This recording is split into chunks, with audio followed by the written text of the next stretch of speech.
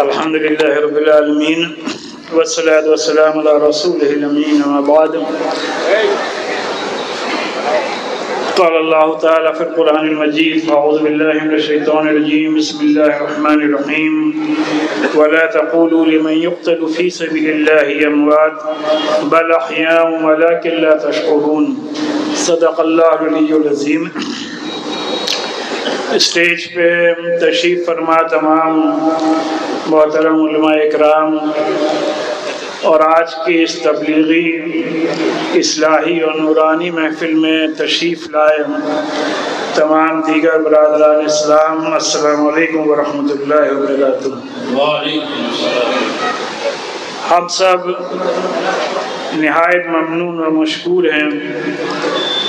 محترم جناب حافظ عبدالرشید صاحب کے، جو کہ پچھلے کئی سالوں سے اس تاریخی جلسے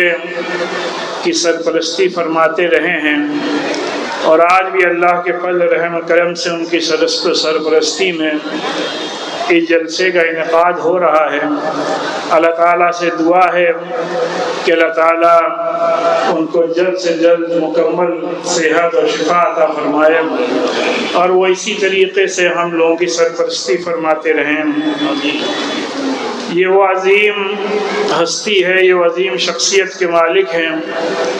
جن سے کہ اللہ تبارک و تعالیٰ نے ہمارے اس تاریخی اور علم دوست شہر لکھنؤ میں بہت عظیم خدمات ان سے لی ہیں، اور وہ بھی اللہ نے اپنی سب سے مقدس کتاب قرآن کریم کی نسبت سے حافظ عبدالرشید صاحب سے جو خدمات لی ہیں وہ ہماری تاریخ کا ایک سنہرا باب ہے۔ اور آپ یہ دیکھیں کہ ایک دو نہیں بلکہ سینکڑوں کی تعداد میں آپ کے تربیت یافتہ حفاظ کرام نہ صرف یہ کہ ہمارے اس عظیم و شان ملک میں بلکہ دنیا کے مختلف حصوں میں اللہ کی مقدس کتاب کی تعلیم کے فرائض انجام دے رہے ہیں، اور ان کے جو تلامذہ ہیں جو کہ اسٹیج پہ تشریف فرما ہیں، ان کے ذریعے سے بھی اللہ نہایت ہی بہترین کام لے رہا ہے۔ اللہ تعالیٰ سے دعا ہے کہ اللہ تعالیٰ ان حضرات کو اسی طریقے سے دین اور اسلام اور قرآن کی خدمت کرنے کی توفیق عطا فرماتا رہے۔ یہ جو 10 روزہ تاریخی جلسے اس مسجد ایک مینارہ میں منعقد کیے جاتے ہیں، اس میں ہمارے حافظ قاری صدیق صاحب جو کہ ان جلسوں کی نظامت پوری ذمہ داری کے ساتھ نبھاتے ہیں، ہمارے قاری زبیر صاحب اور ان کی پوری ٹیم،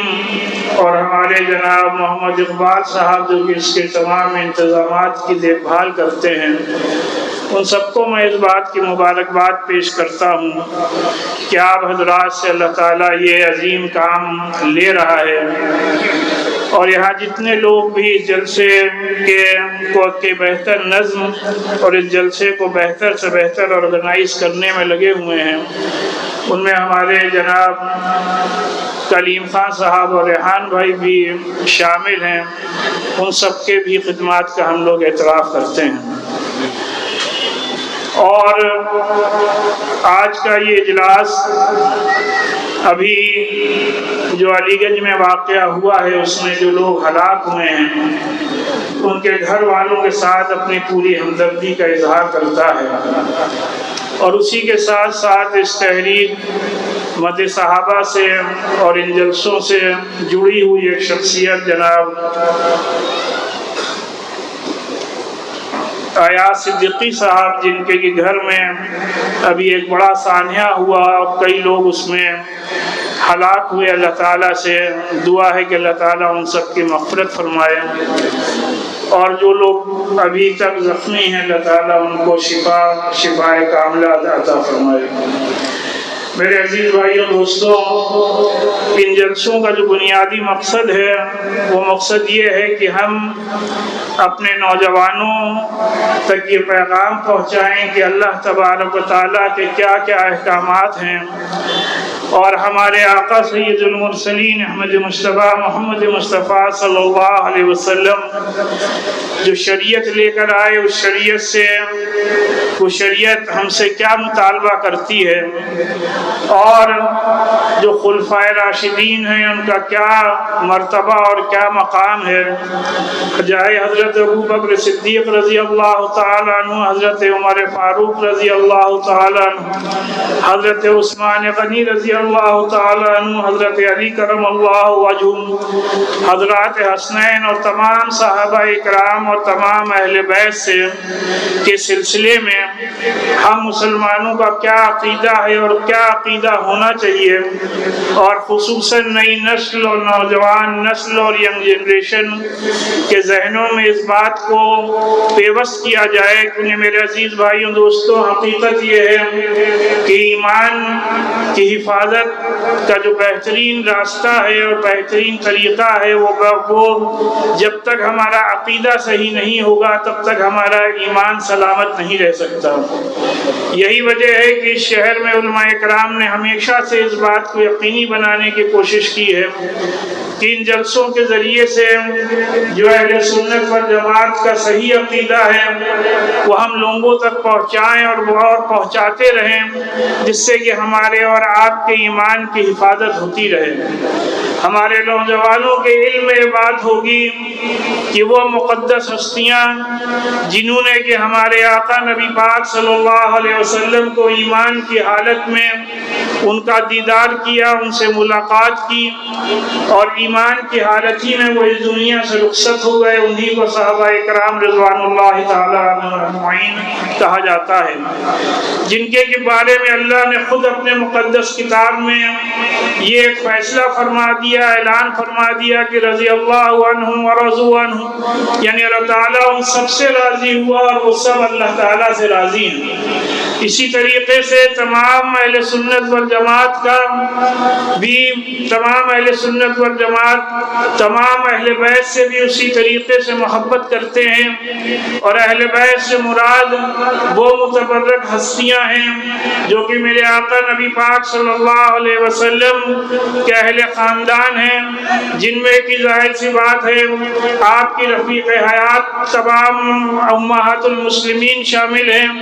آپ کے بیٹے اور بیٹی اور نواسے اور نواسیاں شامل ہیں، تمام لوگ اہل بیت میں شامل ہیں،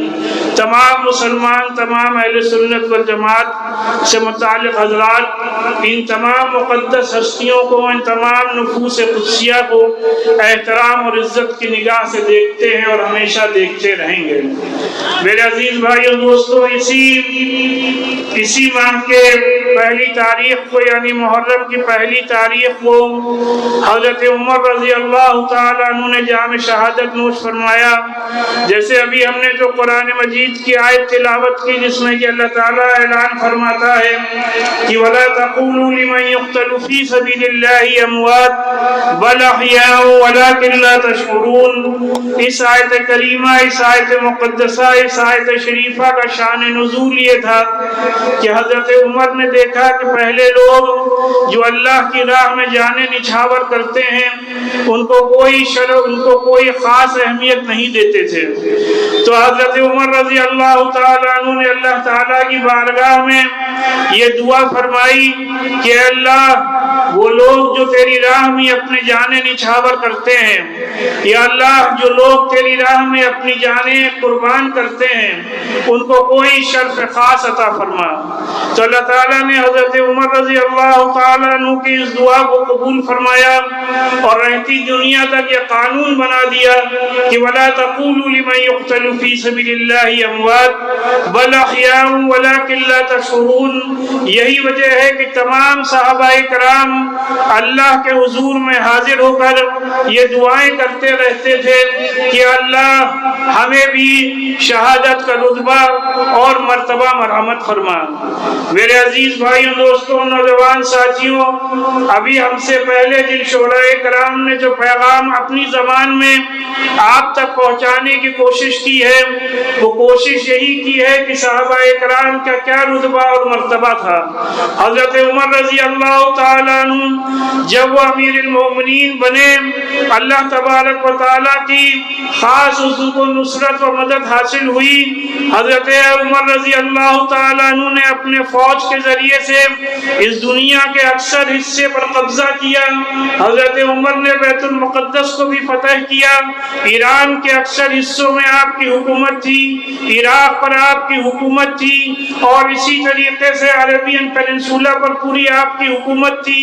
آپ کی سیریا پر بھی حکومت تھی۔ ان تمام ممالک پر آپ نے حکومت فرمائی، اور اس کے باوجود بھی دیکھیں کہ آپ کو کس طریقے سے شہید کیا جا رہا ہے۔ حضرت عمر وہ ہیں جن کے متعلق ہمارے آقا نے ارشاد فرمایا کہ اگر میرے بعد کوئی نبی ہوتا تو حضرت عمر ہوتے،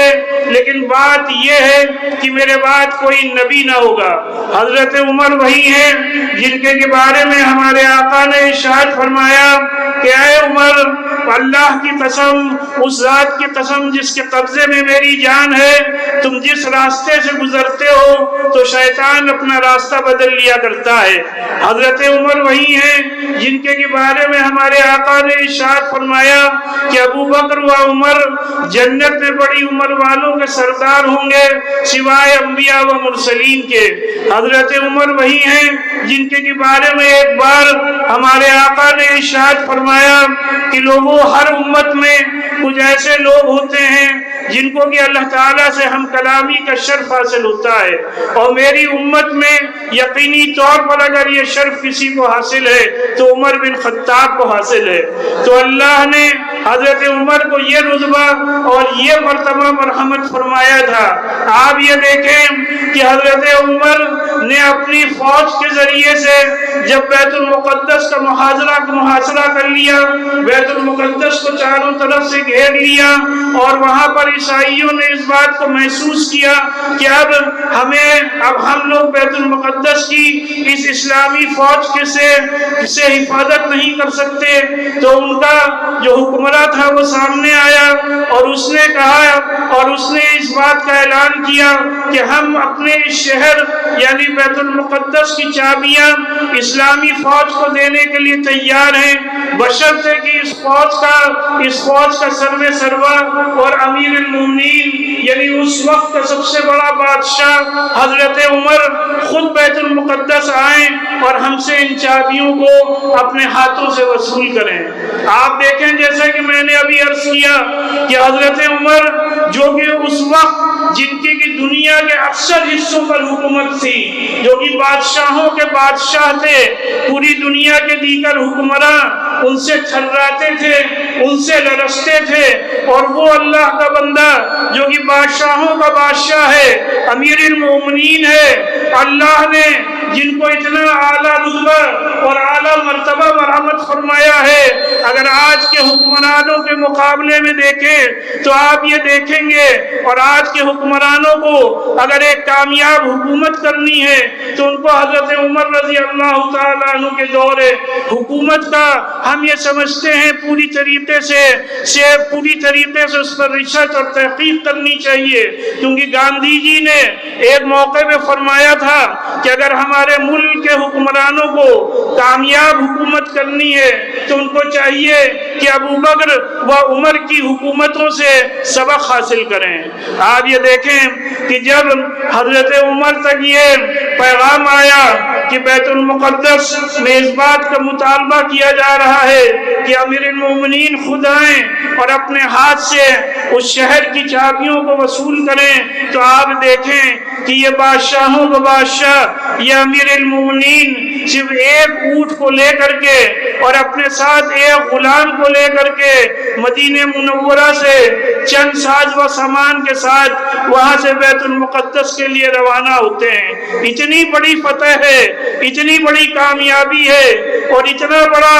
بادشاہ ہے، اتنی بڑی شخصیت کا مالک ہے، اور وہ اکیلے تنہا ایک صرف غلام کے ساتھ وہاں سے روانہ ہوتے ہیں۔ اس پر بھی آپ دیکھیں کہ آج دنیا جو ہیومن رائٹس کا دعویٰ بھرتی ہے، آج یہ دنیا جو حقوق انسانیت کا دعویٰ بھرتی ہے، وہ حضرت عمر کے اس ایگزامپل سے سبق حاصل کرے کہ حضرت عمر جو کہ تنہا صرف ایک غلام کو لے کر اپنے ساتھ رخصت ہوتے ہیں، اور وہ اس غلام سے فرماتے ہیں کہ دیکھو اگر میں اس اونٹ پر پورے راستے بیٹھ کے چلوں گا تو اس اونٹ پر بھی ظلم ہوگا اور تمہارے ساتھ بھی ظلم ہوگا، لہذا میرا فیصلہ یہ ہے کہ تھوڑی دیر میں اس اونٹ پر بیٹھ کے چلوں گا اور تم پیدل چلو گے، اور تھوڑی دیر تم اس اونٹ پہ سوار ہوگے اور میں پیدل چلوں گا، اور تھوڑی دیر ہم دونوں پیدل چلیں گے جس سے کہ اس اونٹ کو راحت حاصل ہو۔ یہ ہے در حقیقت صحیح طور پر ہیومن رائٹس اور حقوق انسانی کا سب سے بڑا ایگزامپل۔ حضرت عمر جب بیت المقدس کے قریب پہنچے تو آپ دیکھیں کہ اس وقت وہ غلام بیت المقدس پہ سوار تھا اور حضرت عمر پیدل چل رہے تھے۔ اس غلام نے کہا کہ اے امیر المومنین، اب بیت المقدس قریب ہے اور اس میں داخلے سے پہلے آپ اس پر تشریف فرما ہو، جس سے کہ یہاں پہ جو لوگ ہیں ان پر ایک اچھا امپریشن پیدا ہو۔ امیر المومنین نے کہا کہ نہیں، جو بات طے ہو گئی وہ طے ہو گئی، اب آپ وہاں بیت المقدس میں داخل ہو رہے ہیں، شہر میں داخل ہو رہے ہیں۔ وہ لوگ یہ دیکھ رہے ہیں کہ اتنا بڑا بادشاہ امیر المومنین خود پیدل چل رہا ہے اور صرف ایک اونٹ کے ساتھ آ رہا ہے، اس کو نہ ہم لوگوں سے کوئی خوف ہے اور نہ ڈر ہے۔ آپ دیکھیں کہ وہاں کا جو راہب تھا، وہاں کا جو فادر تھا، جو عیسائی فادر تھا، اس نے بے انتہاشا رونا شروع کر دیا اور وہ حضرت عمر کی خدمت میں حاضر ہوا۔ اس نے کہا کہ آج میں اس نتیجے پر پہنچا کہ مسلمانوں کی حکومت پورے دنیا میں دھیرے دھیرے کیوں پھیل رہی ہے، اس کی وجہ صرف اور صرف یہ ہے، اس نے خود اس بات کو کہا اور تاریخ نے اس کے ان الفاظ کو ہمیشہ کے لیے محفوظ کر لیا کہ اس نے اس بات کو کہا کہ جو حکومتیں ظلم اور زیادتی پر، جو حکومتیں بربریت پر قائم ہوتی ہیں وہ چند روزہ حکومتیں ہوتی ہیں، اور جو حکومتیں عدل و انصاف پر قائم ہوتی ہیں ان کی مدت طویل ہوتی ہے۔ حضرت عمر نے جو وہاں کے عیسائیوں کے ساتھ معاہدہ کیا، وہ معاہدہ بھی اس دنیا کی تاریخ کا ایک روشن باب ہے۔ حضرت عمر نے وہاں پر جو معاہدہ کیا، اس معاہدے میں یہ بات تحریر فرمائی کہ یہاں پر جتنے بھی عیسائی رہتے ہیں ان کے چرچز کے ساتھ، ان کے گرجا گھروں کے ساتھ کوئی بھی ناانصافی نہیں کی جائے گی۔ جس طریقے سے وہ عبادت کرتے ہیں ان کو عبادت کی پوری آزادی حاصل ہوگی۔ ان کے تہواروں میں کسی قسم کی بھی مداخلت اور انٹرفیئرنس حکومت کی طرف سے نہیں کیا جائے گا۔ جو قانون مسلمانوں کے لیے ہے وہی قانون سب پر نافذ کیا جائے گا۔ آپ یہ دیکھیں کہ آج اسی بیت المقدس میں، اسی فلسطین میں بے گناہ مسلمانوں کا قتل عام انہی یہودیوں اور عیسائیوں کے ذریعے سے کیا جا رہا ہے اور دنیا خاموش تماشائی بنی ہوئی ہے۔ میرے عزیز بھائیوں، دوستوں، میرے نوجوان ساتھیوں، ان باتوں کو اپنے سینے میں بے بس کر لو کہ بیت المقدس وہ مقدس مقام ہے جو کہ میرے آقا نبی پاک صلی اللہ علیہ وسلم نے جس کے بارے میں ارشاد فرمایا کہ مسجد حرم اور مسجد نبوی کے بعد اگر کوئی سب سے زیادہ مقدس مسجد ہے تو وہ مسجد اقصیٰ ہے۔ اگر کسی مسجد کا سفر کرنا جائز ہے تو انہی تینوں مساجد کا ہے۔ یہ بیت المقدس وہ مقدس مقام ہے جہاں پر کی معراج میں نبی پاک صلی اللہ علیہ وسلم تشریف لے گئے اور اسی بیت المقدس میں آپ صلی اللہ علیہ وسلم نے انبیاء کرام کی نماز کی امامت فرمائی اور اسی مسجد اقصیٰ سے آپ نے آسمانوں کی سیر کی اور مسلمانوں پر 5 وقت کی نمازیں فرض کی گئیں۔ یہ بیت المقدس وہ مقدس مقام ہے جہاں پر کی فرشتے اترا کرتے ہیں۔ یہ وہ مقدس مقام ہے جو کہ حضرت سلیمان علیہ السلام کی بعثت کی جگہ ہے۔ یہ وہ مقدس مقام ہے جو کہ حضرت داؤد علیہ السلام کی بعثت کی جگہ ہے۔ یہ وہ مقدس مقام ہے جو کہ حضرت عیسیٰ علیہ السلام کی بعثت کا مقام ہے، یہ وہ مقدس جگہ ہے جہاں پر کی بہت سے انبیاء کرام آرام فرما رہے ہیں۔ آپ دیکھیں کہ یہی اللہ کا بندہ، یہی امیر المومنین جو کہ اتنی بڑی حکومتوں کا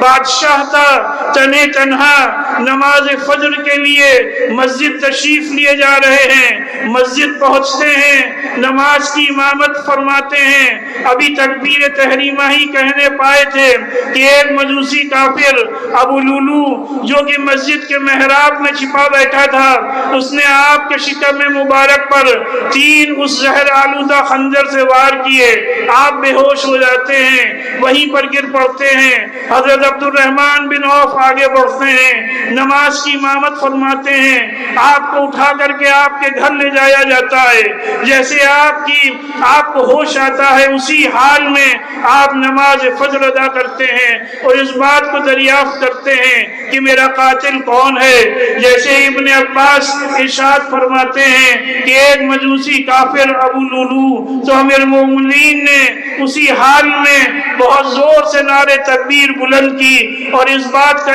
اور یہ بات ارشاد فرمائی کہ اللہ کا شکر ہے، کہ اللہ کا شکر ہے کہ اللہ نے ایک کافر کے ہاتھوں سے ہمیں شہادت عطا فرمائی۔ میرے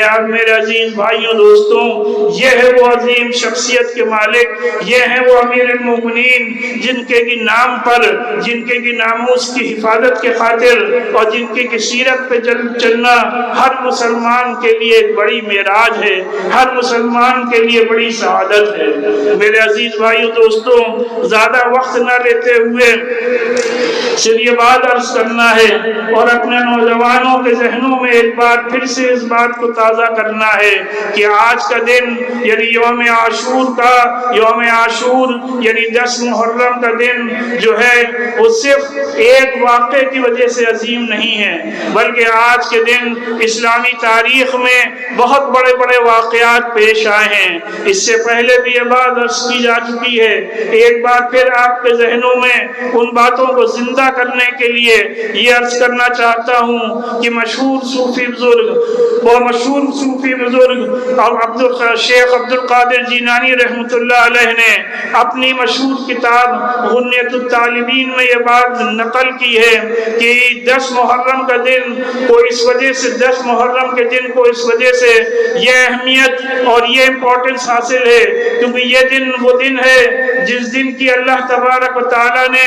10 انبیاء کرام کے ساتھ 10 بڑے بڑے اعجاز و اکرام سے ان کو نوازا ہے۔ آپ اپنی کتاب میں تحریر فرماتے ہیں کہ 10 محرم کا دن وہ دن ہے جس دن کی اللہ تعالیٰ نے حضرت آدم علیہ السلام کو توبہ کی توفیق عطا فرمائی، اور 10 محرم کا دن وہ دن ہے جس دن کی اللہ تعالیٰ نے حضرت آدم علیہ السلام کی توبہ قبول فرمائی۔ یوم عاشوری میں اللہ تبارک و تعالیٰ نے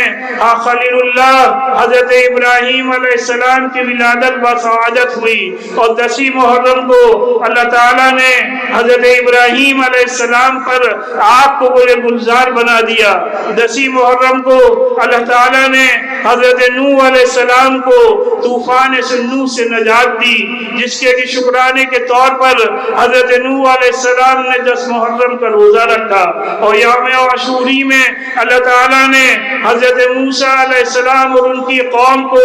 ظالم بادشاہ فرعون سے ہمیشہ ہمیشہ کے لیے نجات دی، اور دریائے نیل پر اللہ تعالیٰ نے معجزاتی طور پر راستہ بنا دیا جس کو کہ عبور کر کے حضرت موسیٰ علیہ السلام اور ان کی فوج کو ظالم بادشاہ سے نجات حاصل ہوئی۔ اور یوم عاشوری میں حضرت موسیٰ علیہ السلام کو اللہ تبارک و تعالیٰ سے ہم کلامی کا شرف حاصل ہوا، اور یہ بھی حقیقت ہے کہ یوم عاشوری میں اللہ تعالیٰ نے حضرت عیسیٰ علیہ السلام کو آسمانوں پر اٹھایا ہے، اور آج ہی کے دن اللہ تبارک و تعالیٰ نے حضرت داؤد علیہ السلام کو سخت بیماری سے ہمیشہ ہمیشہ کے لیے نجات دی۔ اور یہ بھی حقیقت ہے کہ آج ہی کے دن اللہ تعالیٰ نے حضرت یوسف علیہ السلام کو اور حضرت یوسف علیہ السلام کو کالے کورندھے کنویں سے پوری سلامتی کے ساتھ باہر نکالا. اور یہ بھی تاریخی حقیقت ہے کہ آج ہی کے دن حضرت یوسف علیہ السلام دوبارہ ان کی ملاقات اپنے والد ماجد سے ہوئی. اور یہ بھی حقیقت ہے کہ 10 محرم کو اللہ تعالیٰ نے حضرت یونس علیہ السلام کو مچھلی کے پیٹ سے زندہ و سلامتی کے ساتھ باہر نکالا. اور آج ہی کے دن اللہ تبارک و تعالیٰ نے حضرت سلیمان علیہ السلام کو نبوت و رسالت کے ساتھ ساتھ اس دنیا پر حکومت اور اقتدار سے بھی نوازا ہے. اور میرے عزیز بھائیوں، دوستوں، نوجوان ساتھیوں، یہ بھی حقیقت ہے کہ آج ہی کے دن کربلا کے میدان میں اللہ تبارک و تعالیٰ نے نواسائے رسول حضرت حسین رضی اللہ تعالیٰ عنہ کو شہادت کا رتبہ و مرتبہ نصیب فرمایا. ہمارے آقا ارشاد فرما رہے تھے، ہمارے آقا نے ارشاد فرمایا تھا کہ الحسن والحسین سید شباب اہل جنہ، یعنی حضرت حسن اور حضرت حسین نوجوانان جنت کے سردار ہیں. میرے عزیز بھائیوں، دوستوں، حضرت حسین نے اپنی شہادت سے پہلے اور آج ہی جمعے کے دن 10 محرم کو حضرت حسین کو شہادت کا رتبہ و مرتبہ حاصل ہوا. اور حضرت حسین نے جمعرات کی رات کو خواب میں اپنے نانا نبی پاک صلی اللہ علیہ وسلم کو خواب میں دیکھا. اور آپ نے یہ خواب اپنی بہن، اپنی ہمشیرہ سے بیان کیا کہ آج ہم نے خواب میں دیکھا کہ ہمارے نانا جان تشریف لائے اور انہوں نے کہا کہ اے حسین، اب تمہیں ان مصیبتوں سے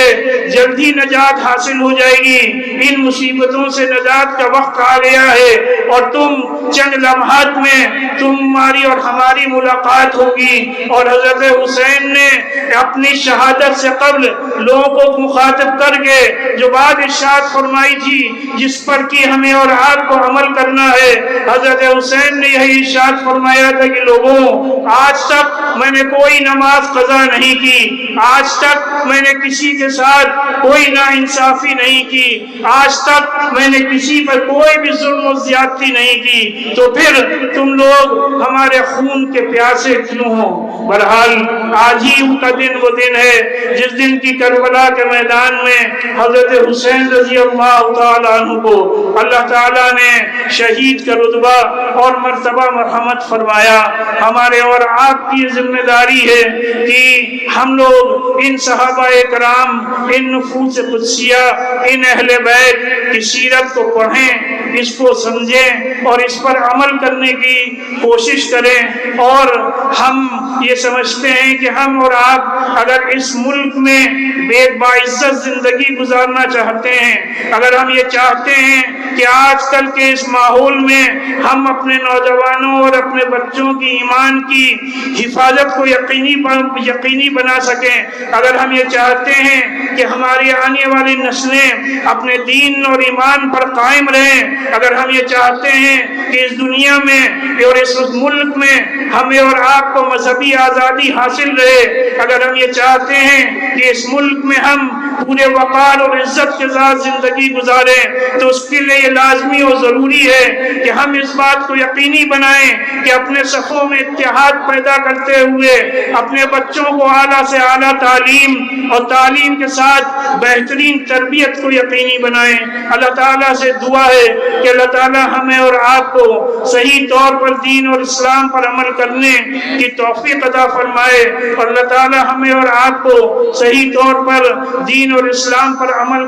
کرتے ہوئے اس دنیا سے رخصت کرے، اور اللہ تعالیٰ ہمیں اور آپ کو اپنے اس عظیم الشان ملک کی صحیح طور پر خدمت کی توفیق عطا فرمائے. اور ہمارے اس ملک میں جو مساجد ہیں، جو مدارس ہیں، جن پر کے خطرات کے بادل چھائے ہوئے ہیں، اللہ تعالیٰ ہمیں اور آپ کو اپنے ان مساجد، اپنے ان مدارس اور اپنے ان خانقاہوں کی حفاظت کے لیے قبول فرمائے. وآخر دعوانا الحمد للہ رب العالمین.